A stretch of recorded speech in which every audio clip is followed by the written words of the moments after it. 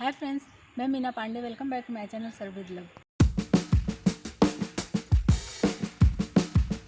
Friends, मैंने गेहूं के आटे से ये नाश्ता बना के तैयार किया है। तो आइए देख लेते हैं मैंने कैसे बनाया है।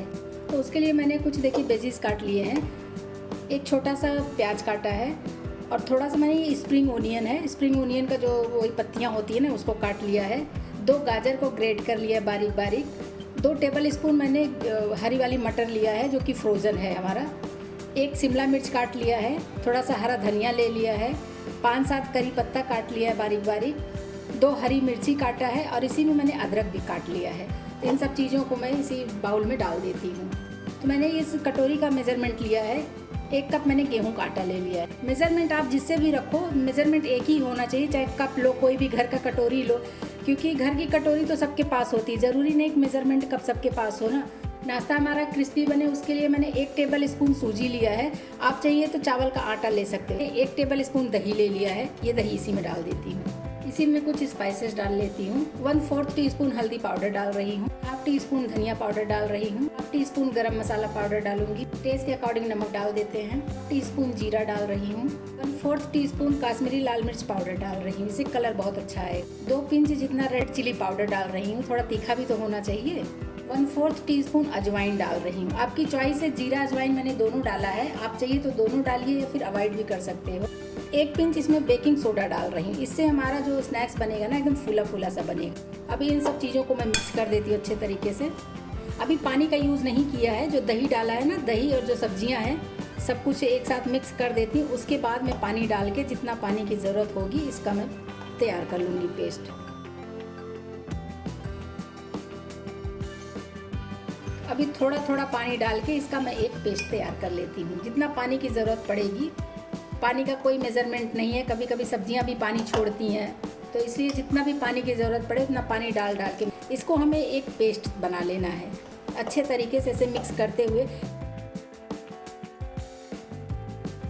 ये पानी डाल के मैंने इस तरीके का ये पेस्ट बना के तैयार कर लिया है। जैसे हम पकौड़े वगैरह बनाते हैं ना, तो ये पकौड़े से थोड़ा और लिक्विड में रहता है। जैसे देख रहे हैं ना, अगर मैं ये स्पून से गिरा रही हूँ, ये इस तरीके से गिर रहा है। बस इसी तरीके का हमें ये पेस्ट चाहिए होता है। तो इसको मुझे 5 मिनट रेस्ट पे रखना होगा, क्योंकि जो मैंने सूजी यूज़ किया है ना, तो सूजी हमारी फूल जाए अच्छे तरीके से। मैंने बारीक वाली सूजी यूज़ किया है। ऐसे कवर कर देती हूँ, 5 मिनट के लिए रेस्ट पे छोड़ देती हूँ। बैटर रखे हुए 5 मिनट हो गया, इसको मैं चेक कर लेती हूँ। बैटर हमारा एकदम अच्छे तरीके से फूल गया है। एक बार मिक्स करके मैं आपको दिखाती हूँ, क्योंकि ये देख के लग रहा है बहुत अच्छे से फूल गया है। और देख रहे हैं ना, ये स्पून में उठा के जब मैं ये गिरा रही हूँ ना, इस तरीके से गिर रहा है। बस इसी तरीके का ये कंसिस्टेंसी इसकी होनी चाहिए। तो आइए बना लेते हैं। पैन रख दिया मैंने गर्म होने के लिए, और पैन में हल्का सा तेल डाल के इस तरीके से मैंने ग्रीस कर दिया है। पैन हमारा हल्का सा गर्म हो चुका है। तो जो मैंने बैटर बना के तैयार कर लिया है ना, ये बैटर 1 चम्मच 2 चम्मच सर्विंग स्पून से इस तरीके से मैं डाल दे रही हूँ। और इसको जितना फैल सकता है उतना फैला देती हूँ। ये देखिए, इस तरीके से इसे फैला दूंगी ना, बहुत ही शानदार स्नैक्स बन के तैयार होगा। चीला तो आप लोगों ने बहुत बार खाया होगा। इस तरीके से एक बार बना के खाएंगे ना, तो बहुत ही टेस्टी, बहुत ही क्रिस्पी बनता है। खा के मज़ा आ जाएगा। आप चटनी के साथ खाइए या वैसे ही खाएंगे चाय के साथ ना, तो भी बहुत ही टेस्टी बनता है। अभी देखिए, मैंने पैन में पूरे फैला दिया है। इसको इसी तरीके से ऐसे में पकने देती हूँ। खुले में ही पकाऊंगी। साइड से ये देख रहे हैं ना, सूख रहा है। और इसको एक बार हल्के से मैं साइड करके देख लेती हूँ। ये देखिए, पैन भी हमारा ये छोड़ रहा है। गैस को मैंने मीडियम पे किया है। तो बस इसको ऐसे उठा के मैं पलट लेती हूँ। पलट के दोनों तरफ से पका लेती हूँ। ये देखिए, देख रहे हैं कितना क्रिस्पी, कितना गोल्डन कलर आ गया है इसका।